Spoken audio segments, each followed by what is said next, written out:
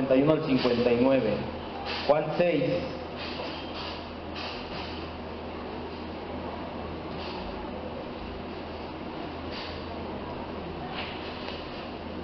...47 al 59. Con mucha atención a lo que Dios quiere hablarnos el día de hoy.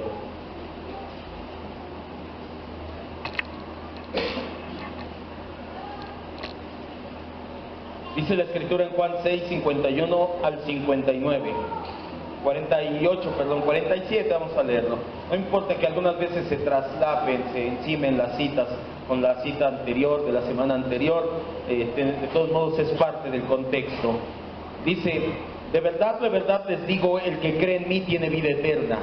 Yo soy el pan de vida. Sus padres comieron el maná en el desierto y murieron. Este es el pan que desciende del cielo, para el que de él coma no muera. Yo soy el pan vivo que descendió del cielo. Si alguno come de este pan, vivirá para siempre. Y el pan que yo daré es mi carne, la cual yo daré por la vida del mundo. Entonces los judíos contendían entre sí diciendo: ¿cómo puede éste darnos a comer su carne? Jesús les dijo: de verdad les digo, si no comen la carne del Hijo del Hombre y beben su sangre, no tienen vida en ustedes. El que come mi carne y bebe mi sangre tiene vida eterna, y yo le resucitaré en el día último. Porque mi carne es verdadera comida y mi sangre es verdadera bebida. El que come mi carne y bebe mi sangre en mí permanece y yo en él. Como me envió el Padre viviente y yo vivo por el Padre, asimismo el que me come, él también vivirá por mí. Este es el pan que descendió del cielo, no como sus padres comieron el maná y murieron. El que come de este pan vivirá eternamente. Estas cosas las dijo en la sinagoga, enseñando en Capernaum. Cierre sus ojos y vamos a orar. Y a concentrarnos y a decirle: Señor y Dios, hoy venimos dispuestos, y ni siquiera eso salió de nosotros. Si hoy venimos dispuestos es porque tú has puesto en nosotros la disposición, tú has puesto en nosotros el corazón para recibir la palabra, tú has puesto en nosotros el corazón. Por eso es que te agradecemos, mi Dios. Creemos firmemente que tú nunca hablas por hablar, que tu palabra es viva y eficaz. Hoy, Espíritu Santo, te rogamos, te ruego yo en lo personal, que utiliza mi vida. Solamente soy un instrumento en tus manos, y utiliza la vida de mis hermanos, que así como yo estoy preparado para predicar, ellos vengan preparados para escuchar, que sus oídos, sus mentes estén concentradas en la palabra y sus corazones como una tierra fértil, lista a recibir la semilla. Te decimos gracias en el nombre de Jesús. Amén, Dios. Estamos llegando al final, no tanto del capítulo 6, sino de la gran discusión que se disparó. Nosotros hemos visto desde el principio del capítulo 6 que se disparó una gran discusión que la inició el milagro de Jesús al multiplicar los panes. Desde entonces, a lo largo de todo este capítulo, el pan ha aparecido de manera metafórica, ha sido el tema en cada uno de los dichos de Jesús a lo largo de este capítulo 6.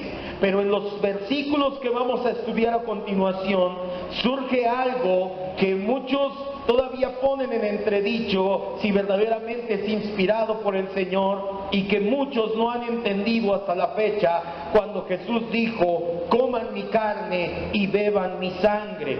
¿Qué quiso decir Jesús con estas controversiales declaraciones? ¿Comer carne humana de verdad? ¿Beber sangre de hombres? ¿De verdad es proponiendo Jesús el canibalismo? Nosotros sabemos que no. En ese entonces sabían o pensaban, se escandalizaron de Jesús por esta situación. ¿O será, como muchos lo ligan, una referencia a la Santa Cena o a la Cena del Señor? Eso es lo que vamos a entender el día de hoy. ¿Qué quiso decir Jesús con coman mi carne y beban mi sangre? Todo comenzó con el interés que se despertó en los judíos. Ellos estaban buscando a Jesús porque tenían interés en que les diera de comer, y esto provocó que Jesús los amonestara porque buscaban alimento físico y no buscaban alimento espiritual. A partir de entonces, Jesús comienza a afirmar una y otra vez: yo soy el pan del cielo, yo soy el pan de vida, yo soy el pan para vida eterna. Esta era una figura muy conocida para los judíos cuando dijo: yo soy el maná. Los judíos conocían bien la historia de su nación. Su nación vagó 40 años en el desierto, y el milagro más ostentoso que hizo Dios durante esos 40 años no fue abrir el mar rojo, no fue que se abrió la tierra y se tragó a Coré y aquellos que se rebelaron. El milagro más visto por esa generación de judíos fue que durante 40 años, de manera milagrosa, descendía un pan del cielo llamado maná, y todo ese tiempo comieron de él. Jesús les dejó claro que no fue Moisés quien les dio el maná, sino que fue Dios, y que ahora había un gran contraste, que el verdadero pan del cielo es Jesús, y que Él, a diferencia del maná que nos alimentaba, o a ellos, cada día, cada mañana, únicamente 40 años, Jesús como pan del cielo bajó para alimentarlos para vida eterna. No conforme con la discusión avanzada de los judíos, ellos todavía se sienten más confundidos, y las murmuraciones crecen, haciéndose cada vez menos amigables con Jesús. Versículos 51 y 52. Yo soy el pan vivo que descendió del cielo. Si alguno come de este pan, vivirá para siempre. Y el pan que yo daré es mi carne, el cual yo lo daré por la vida del mundo. Entonces los judíos contendían entre sí diciendo: ¿cómo puede este darnos a comer su carne? Jesús ya había levantado una gran polémica al decir: yo soy el maná, al estarlos regañando, al estarlos confrontando. Y todavía encima de eso, ahora Jesús les dice: yo soy el pan vivo, tienen que comer mi carne. Y eso hizo que se levantara, dice el versículo 52, una discusión, y que decían: ¿cómo puede él decir que vayamos y comamos su carne? Estas secciones o esta parte de la escritura resultan difíciles de comprender, especialmente porque muchos no entienden que Jesús usaba un lenguaje metafórico, y a muchos, sobre todo a los judíos de ese entonces, les resultó grotesco. Parecía una afirmación grotesca a simple vista. Una vez más, Jesús afirmando que es el pan que descendió del cielo y que cualquiera que comiera de él tendría vida eterna, les dijo. Sin embargo, nuestro Señor hace más grande el significado de sus palabras y mete una frase que dice: yo les daré el pan que es mi carne. El problema con estas palabras fue que los judíos lo interpretaron literalmente. Pensaron que Jesús les decía que tenían que comer su carne literalmente para tener vida eterna. Y esto era no solamente considerado como canibalismo, sino repudiado no solamente por los judíos, sino también por la cultura griega y la cultura romana que prevalecía en esa época. Quiero que recuerde el contexto. Cuando Jesús vino aquí a la tierra hace 2000 años, la cultura helénica gobernaba el mundo o inundaba el mundo, y la nación romana gobernaba el mundo. Para las tres naciones, los griegos, los judíos y los romanos, hablar de canibalismo, de comerte a tu enemigo, era algo grotesco. Aquí en México, yo no sabía, apenas me estaba platicando, se hacían los sacrificios rituales. ¿Sí sabe de dónde viene el pozole? ¿Sí sabe? ¿Sí sabía que echaban en trocitos a sus enemigos y echaban la carne de sus enemigos al pozole? ¿No sabía? Yo también apenas me enteré. Y desde entonces ahora me fijo bien que sea de puerco. Pero en la cultura griega, en la cultura judía, en la cultura helénica, no era así. Ellos no eran como los mexicas, como los mayas, que decían: cómete a tu enemigo, cómete su corazón, sus vísceras, para que tenga su fuerza, su espíritu y tantas cosas. Ellos veían el canibalismo, el comer carne humana o sangre humana, aunque fuera victoria de guerra, como algo grotesco. Por eso es que las palabras de Jesús, ellos de inmediato las tomaron como: ¿qué me estás diciendo? ¿Quieres que coma tu carne? O sea, ¿tú me estás diciendo eso tan grotesco? Ni siquiera nosotros los judíos hacemos esto. Estas palabras provocaron que los judíos pasaran de murmurar. La semana pasada vimos que ellos murmuraban, que se oía en voz alta su ¿cómo crees? A contender. Ahora ya estaban peleando. Dice el versículo 52, entonces los judíos contendían entre sí, comenzaron a pelear, comenzaron a llevarse la contraria. Sí, tal vez tiene razón, mira cuántas cosas ha hecho, no, ¿cómo va a tener razón? Y empezó a darse una discusión en el tumulto que estaba ahí. El enojo de estos judíos creció aún más porque pensaban que lo que Jesús les decía era una aberración. Este cuadro, quiero que ponga mucha atención, nos da una valiosa lección. Esta es la primera lección que encontramos el día de hoy, y es confiar en Dios por medio de su palabra escrita, aunque haya veces que tú no lo entiendas. No te estoy diciendo que cometas suicidio intelectual, porque muchas de las veces hay gente que se para a decirte, la fe es que tú cierres tus ojos y aunque no veas nada, tú hazlo, tú sigue, tú no. Eso muchas veces proponen hasta el suicidio intelectual, que tú estás consciente de una cosa, pero que no, que cierres los ojos y lo hagas a ciegas. Eso no es la verdadera fe. Y si usted se queda los domingos terminando el servicio al discipulado, va a entender lo que verdaderamente es la fe y los malos entendidos de la fe. Comenzamos a partir del día de hoy, cerramos el comercial. Eso no es la verdadera fe. Esto nos enseña a poner nuestra fe, aunque no entendamos muchas veces. No es cometer suicidio intelectual, no es desechar la razón y que vayas como un ciego o un tonto. Al contrario, cuando tú comienzas a renovar tus mentes en la verdad, tú estás cada vez más firme en la verdad de Dios, y aunque no entiendes en ese momento lo que está pasando en tu vida, tú sigues anclado a la verdad. Eso es verdaderamente tener fe en Dios, no es cometer suicidio intelectual. Los judíos no entendían y no creían las palabras de Jesús. Nosotros muchas veces en nuestro proceso de madurez nos vamos a topar de frente con situaciones que tampoco vamos a entender, que no sabemos por qué nos están pasando, no sabemos por qué Dios nos pasa por tribulación, por prueba, por angustia, por escasez, pero no por eso dejemos de confiar en Dios. Dios siempre sabe lo que es mejor.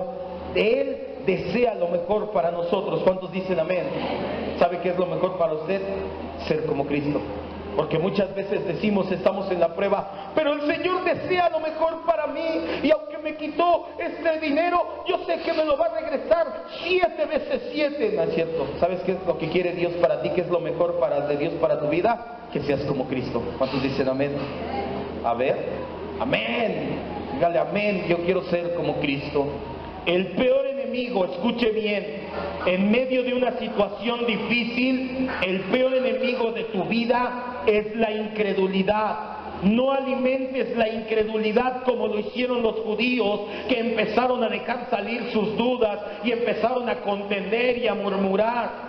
No la alimentes, deja morir de hambre la incredulidad. ¿Cómo? Ejercitando la fe que Dios te dio.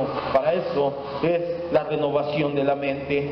Jesús, al darse cuenta de inmediato que los judíos estaban malinterpretando sus palabras, trata de explicarse una vez más. Versículo 53.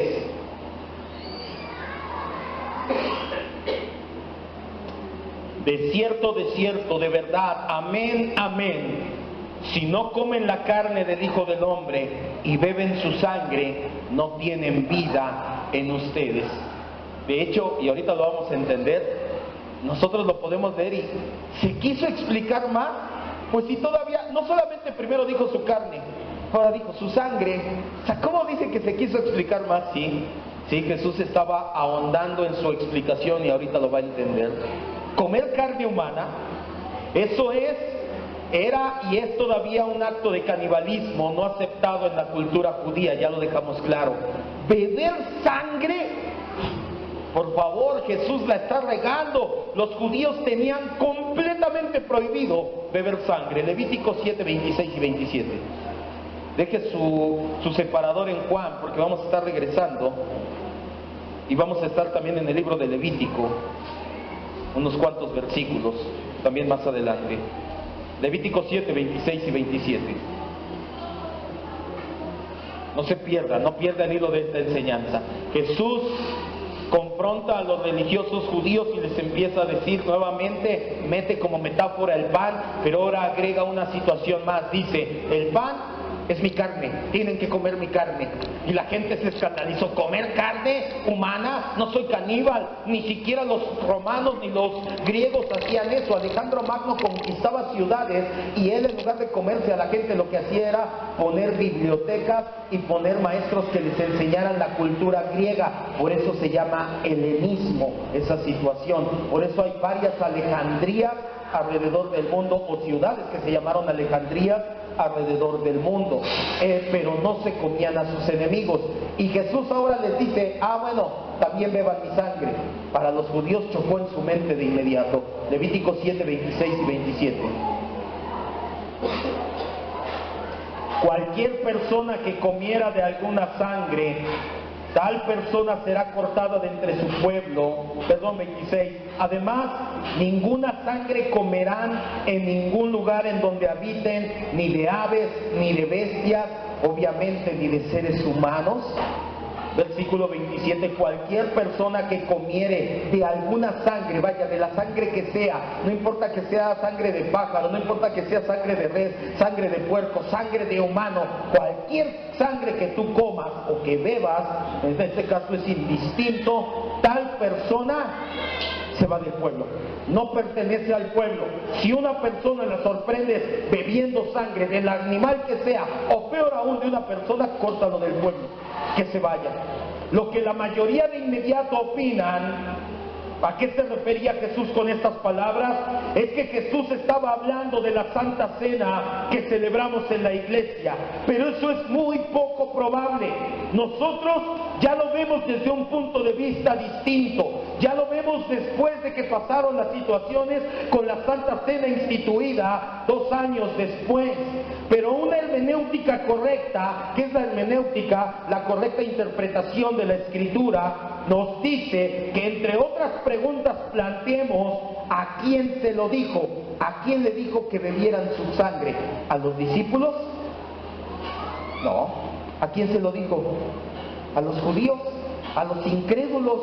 ¿A los que ahorita le acabo de decir no sea como ellos? Ay, es que no entiendo el proceso de Dios en mi vida, ya me voy, no entiendo el proceso de Dios en mi vida, pero yo he renovado mi mente, sé que eres todopoderoso, sé que eres soberano, yo sigo de la mano de mi Señor. Pero ellos no, ellos eran incrédulos que en cuanto empezó a decir algo que ellos no entendían, empezaron a quererse ir. Jesús no les dijo, coman mi carne y beban mi sangre a sus discípulos, se lo dijo a los judíos incrédulos. No estaba hablando de la Santa Cena. La clave para comprender el significado de lo que dijo Jesús, de esta afirmación, se encuentra en las palabras que encontramos un poquito antes, que dice, el pan que yo les daré es mi carne, la cual, mi carne, mi cuerpo, yo lo voy a dar para que el mundo tenga vida, o por la vida del mundo. La carne que nos dará a comer Jesús es su mismo cuerpo que fue entregado en una muerte de cruz en el Calvario por nuestros pecados. La sangre que nos dará a beber es la sangre que fue derramada para limpiar nuestros pecados. Romanos 3:25. Si me pueden ayudar con los niños, están un poquito inquietos, como que estamos un poquito, o también será, me siento malo de la garganta, entonces siento como que nadie me está poniendo atención, como que me están tirando de a locos. ¿Quién dijo eso? Vamos a concentrarnos, también están con los ruidos allá afuera, yo lo entiendo, tienen que trabajar, pero entonces vamos a concentrarnos nosotros, ¿me parece? Romanos 3:25. Jesús, cuando dijo mi carne y mi sangre, no decía la Santa Cena. Jesús estaba apuntando a su sacrificio en la cruz del Calvario. Su carne por el pecado original, su sangre por los pecados de la carne. Romanos 3:25 dice, hablando de Jesús, a quien Dios puso como propiciación Él es el sacrificio en tu lugar. ¿Por qué? ¿Por qué medio? Por medio de la fe. ¿En qué dice? En su sangre. Si trajo Biblia, no trae Biblia. Para manifestar su justicia a causa de haber pasado por alto en su paciencia los pecados pasados. Nosotros entendemos hoy en día, en base a la Escritura, que por lo tanto, cuando Jesús dijo comer su carne y beber su sangre, es una metáfora que nos sugiere poner nuestra fe ¿en qué? En el sacrificio que Él hizo en la cruz del Calvario para perdonar todos nuestros pecados y darnos la vida eterna. La persona y el plan de redención de Jesucristo a los seres humanos es el tema central en la Escritura. No es un hecho aislado, no es el plan B de Dios. Dios no mandó a morir a Cristo en la cruz del Calvario como plan B cuando Adán falló en el huerto del Edén. No fue casualidad. Desde la eternidad Dios tiene todo planeado y tenía planeada la redención del ser humano, y ha sido una revelación gradual. Si los judíos hubieran conocido a fondo las Escrituras, también se habrían dado cuenta del simbolismo que Jesús utilizó. Habrían entendido que la sangre, vista como sede de la vida, representa el alma. La sangre no posee valor por sí mismo para salvación aparte del alma. Quiero que me vea y entienda esto que le estoy diciendo. Los judíos veían la ley y leían: Levítico, no comas sangre, porque en la sangre está la vida. Ahorita lo vamos a ver. Y ellos pensaban que la sangre era como algo especial. No lo toques, no lo tomas, no lo bebas, nada, porque ahí es algo sagrado. Y ellos lo veían con la sangre de los animales. Aquí estoy, quiero que me vea a mí. Y decían que cuando derramas la sangre del animal en el suelo, mi pecado es perdonado. Esa sangre, la sangre es especial. Lo que ellos no entendían es que la sangre es donde radica la vida, tanto de los animales como de los seres humanos. Es, por así decirlo, en nosotros los seres humanos, la sede de nuestra alma. Si nosotros consideramos la sangre como algo especial por sí misma, estamos entendiendo mal la Escritura como los judíos. La sangre es especial para perdonar pecados porque en ella radica la vida, en ella radica nuestra alma. Los sacrificios del Antiguo Testamento derramaban sangre para perdón de pecados.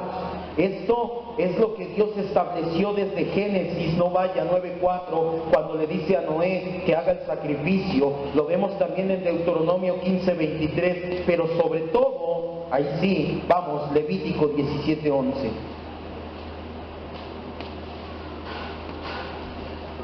Levítico 17:11.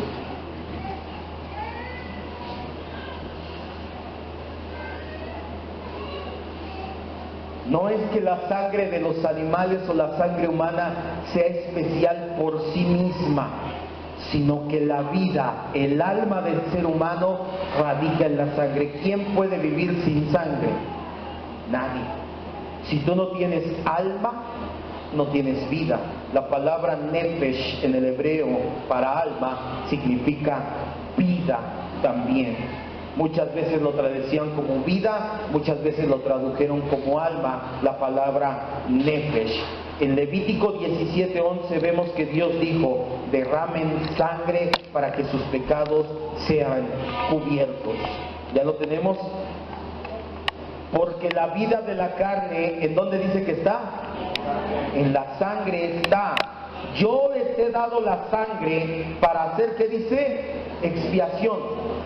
Yo les di la sangre, que los animales y los seres humanos tengan sangre, sobre todo los animales en este caso, para que cada vez que la sangre del animal caiga a tierra, sus pecados sean cubiertos. Es lo que está diciendo. Vamos a leerlo nuevamente. Dice: porque la vida de la carne en la sangre está. Yo les he dado la sangre para hacer expiación sobre el altar por sus almas, por sus vidas. Y la misma sangre hará expiación de la persona. Cierre sus ojos, quiero que cierre sus ojos. Están ya también haciendo un poquito más de ruido allá afuera, también no guardan respeto. Entonces vamos a cerrar nuestros ojos y quiero que se concentre. Quiero que entienda esto que le voy a decir. Yo voy a continuar, pero quiero que usted se concentre. Se lo he dicho muchas veces ya. No se trata de que yo hable aquí como loco y usted se vaya en ceros. Se trata de que lo que entienda renueve su entendimiento y cambie su vida. ¿Por qué Dios dijo que la sangre es para cubrir pecados? Eso es lo que quiero que entienda, y ese es el punto principal de nuestra enseñanza, y es lo que Jesús estaba diciéndoles. Jesús les dijo: no solamente soy el pan, sino que tienes que comer mi carne y tienes que beber mi sangre. Para los judíos fue aberrante, porque Dios les prohibió beber sangre, porque en la sangre está la vida. Si ellos hubieran entendido un poquito lo espiritual dentro de la palabra de Dios, se habrían dado cuenta que la sangre no es especial por sí misma. La sangre es especial porque en ella hay vida. Por eso es que Dios dijo: derrama sangre. ¿Por qué la sangre cubre los pecados? Se lo acabo de decir. Porque la sangre es vida y el pecado es muerte. Tiene que haber un equilibrio, tiene que regresar las cosas a haber un equilibrio. Nosotros deberíamos derramar nuestra propia sangre por nuestros pecados, pero nuestra sangre ya está corrompida con pecado. No me alcanzaría ni para mis propios pecados. Por eso es que Dios dijo: mientras llegue el sacrificio perfecto, no vas a tirar sangre humana, vas a tirar sangre de animales para cubrir los pecados. Eso es el tema importante del día de hoy. Por ese motivo Dios dio animales limpios. Los animales no cometen pecados. Los judíos llegaban y ponían su mano sobre el animal que iban a sacrificar y confesaban su pecado. Señor, yo he maldecido. Señor, yo he profanado. Señor, yo he profanado el día de reposo. Y en ese momento degollaban al animal y el pecado era transferido al animal y su sangre, que es vida, cubría ese pecado. Por eso Dios dijo que la sangre está la vida. Por eso la sangre es tan especial en la Escritura. Sin embargo, la sangre de animales solamente representaba lo que había de pasar, porque la sangre de animales no limpiaba completamente los pecados. Tenía que ser una sangre especial, y esa fue la sangre de Cristo. Por eso Jesús les dijo: tienen que beber mi sangre. Muchos se han preguntado: ¿cómo es posible que la sangre de un solo hombre, cómo es posible que la sangre de Jesús sea suficiente para salvar a los pecadores? La respuesta es muy simple y al mismo tiempo impactante. Es posible porque ese ser humano llamado Jesús, su humanidad, es más valiosa que todos los demás seres humanos y que toda la demás creación junta.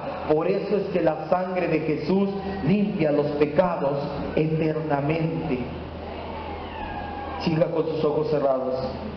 En los últimos versículos se los voy a leer. En Juan, del 54 al 58 leemos: el que come mi carne y bebe mi sangre tiene vida eterna, y yo lo voy a resucitar en el día último. Porque mi carne es verdadera comida y mi sangre es verdadera bebida. El que come mi carne y bebe mi sangre, en mí permanece y yo permanezco en él. Como me envió el Padre que vive y yo vivo por el Padre, así mismo el que me come, él también vivirá por mí. Este es el pan que descendió del cielo, no como sus padres. Ellos comieron maná, pero el maná no los sustentó como lo sustenta mi carne y mi sangre, porque murieron. Pero el que coma este pan, decía Jesús, mi vida, mi cuerpo, él vivirá eternamente. La cultura griega, la cultura pagana de los griegos, tenía la costumbre de ofrecer sacrificios a sus ídolos paganos. Quiero que entienda esto. Ellos iban y ofrecían sacrificio de animales. De hecho, Antíoco IV Epifanes profanó el templo del Señor y ofreció una puerca, un cerdo hembra, derramó sangre de puerco, que era una abominación. Y ellos sacrificaban animales también a sus dioses. Pero cuando sacrificaban los animales a sus dioses, sacrificaban también su carne. Una parte era quemada totalmente, pero la otra parte la conservaban, la cocinaban y la comían con sus amigos. Vaya, lo que usted y yo hacemos aquí muchas veces: voy a tener fiesta, te invito a comer. Pero lo que ellos daban de comer era la mitad del animal que sacrificaban a su ídolo. ¿Por qué lo hacían? Porque la mitad sacrificada, pensaban ellos, ya le dio un poder especial a la mitad que queda viva o que queda para comer. Y cada vez que nosotros nos reunimos a comer esa mitad que quedó para nosotros, nuestro deleite, nos comunica un favor especial y nos comunica, nos transmite favores divinos, pensaban los griegos. Los judíos también tenían esa costumbre establecida por Dios. Dios les dijo, vas a llevar un animal, lo vas a dar en sacrificio, pero no todo va a ser quemado. Vas a apartar una parte para darle a los sacerdotes. Levítico 22-29, acompáñame. Creo que ya acabaron. Es que se junta todo. Están con el y yo me siento todavía mal, mareado, entonces... Si vamos bien o me regreso. Si quiere que me regrese desde el principio, lo hacemos. Cuando Jesús dijo, coman mi carne y beban mi sangre, no tenía en mente la Santa Cena, tenía en mente su sacrificio en la cruz del Calvario. Eso era lo que Jesús tenía en mente. Él decía, voy a hacer un sacrificio en la cruz del Calvario. La cultura griega compartía de lo que sacrificaban a sus dioses, tomaban parte del animal y lo compartían con sus amigos. La cultura hebrea, el mandamiento hebreo decía lo mismo. Levítico 22, 29 y 30 dice, cuando ofrezcas un sacrificio de acción de gracias al Señor, lo sacrificarás de manera que sea aceptable. En el mismo día se comerá, no dejarás de él para otro día. Y en Éxodo 29, no vaya, leemos que cuando llevaban para sacrificar, también podía tomar el sacerdote parte de ese sacrificio para comer él. Ahorita va lo importante, quiero que entienda esto. Para los judíos que estaban escuchando a Jesús, la idea de comer carne sacrificada, no en ofrenda a Dios, ya existía en sus mentes. No obstante, todo sacrificio y carne que se comía era algo pasajero. Los judíos ya sabían que tú podías tomar carne de lo que se sacrificaba y comer, pero que era algo que tenías que hacer constantemente, porque no quedaba satisfecha completamente, la ira santa y la justicia de Dios. Pero el alimento que Jesús prometió darnos es un alimento completo, que no volverá a tener hambre, porque el cuerpo sacrificado y la sangre derramada es el medio que conquistó a la muerte y que hoy no solamente ofrece perdón de pecados, sino que también te ofrece vida eterna. Esa es la gran diferencia, que los judíos sacrificaban solamente por un momento y nada más para perdón de pecados, pero quiero que me vea y entienda esto: el sacrificio de Cristo fue para su perdón completo de pecados y para que tenga vida eterna. Esa es la gran diferencia. Por eso Jesús dijo: el que come mi carne y bebe mi sangre tiene vida eterna y yo le resucitaré. Ese es el pan que descendió del cielo. Jesús, Él vino a morir a una cruz. Él se ofreció al Padre como sacrificio por el perdón de nuestros pecados, de tal forma que el lenguaje que utilizó solamente era una figura. Su carne y su sangre representan la verdadera comida y bebida espiritual para satisfacer el hambre y la sed espiritual que todos tenemos. Quiero que cierre sus ojos y quiero que terminemos con esto. Este pasaje se lo voy a resumir en medio minuto. Jesús usa magistralmente el pan en una metáfora. Y utilizó el pan porque es lo que más les interesaba a la gente, y les da una lección a los judíos acerca de los sacrificios en la época de Moisés. Jesús dijo: coman mi carne y beban mi sangre. Y Él estaba apuntando a los sacrificios que hacían en el Antiguo Testamento para perdón de pecados. Él estaba diciendo: mi sangre es derramada por sus pecados. Él les estaba diciendo, y nos dice hoy en día: si ustedes creen en este sacrificio, tal como sus antepasados creían y ponían las manos en la cabeza del animal que iba a morir, van a recibir vida. Como sus antepasados recibían vida temporal, ustedes van a recibir vida eterna. Y yo lo resucitaré. ¿Cómo es esto posible? Porque el Padre viviente es quien envió a Jesucristo y es quien respalda la promesa de vida eterna. Y aquí es donde vamos a terminar, y quiero que entiendan. Cierre sus ojos. El cuerpo de Cristo, su carne, y esto es para aquellos que no son cristianos o que no han entendido el Evangelio todavía. El sacrificio de Cristo en la cruz del Calvario fue su cuerpo, pero su cuerpo derramó sangre. El cuerpo de Cristo limpia el pecado original. Todos los seres humanos somos pecadores. Por naturaleza nacemos pecadores y alejados de Dios.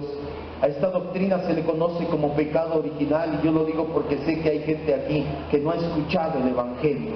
No significa que eres la peor persona del mundo. Puedes ser buena persona, puedes hacer buenas cosas, pero aún así vas camino al infierno, porque hay un infierno, porque has nacido en pecado original. Pero para esto es el cuerpo de Cristo. Su sacrificio en la cruz del Calvario dijo: come mi carne, pon tu fe en que mi sacrificio quita el pecado original. Ese es el Evangelio, porque cuando tú pones tu fe, la fe que Dios te regala en el sacrificio de Cristo, tú tienes perdón de pecados y vida eterna, dice la Escritura. Pero no es todo. Amado hermano, tú que ya eres cristiano, tú que ya te congregas desde hace tiempo, entiende la segunda parte. La sangre de Cristo derramada fue para el perdón de pecados. ¿Cuál es la diferencia? Que el pecado original estaba arraigado en el corazón, y los pecados son aquellos que cometemos aún siendo cristianos, porque aún los que somos cristianos, yo me incluyo en primer lugar, todavía cometemos muchos pecados y muchos errores delante de Dios. ¿Cómo entonces Dios no nos da la espalda y nos hace a un lado y nos dice: vete de mi presencia, te aborrezco por los pecados que cometes? Yo le voy a decir por qué, en base a la Biblia. Porque la sangre que Cristo derramó en la cruz del Calvario fue para esos pecados de su carne. El sacrificio fue para el pecado original, y la sangre derramada fue para los pecados que cometemos en nuestra carne. Si usted es un cristiano y no ha permanecido en Cristo, tiene la promesa de la sangre de Cristo derramada que limpia sus pecados. Quiero que cierre sus ojos, porque este es un llamado al arrepentimiento, al pecador que jamás ha reconocido a Cristo, que jamás ha reconocido que su sacrificio es el que lo salva del pecado original. Pero también es un llamado al arrepentimiento a los cristianos que muchas veces cometemos actos carnales todavía de inmoralidad delante de Dios.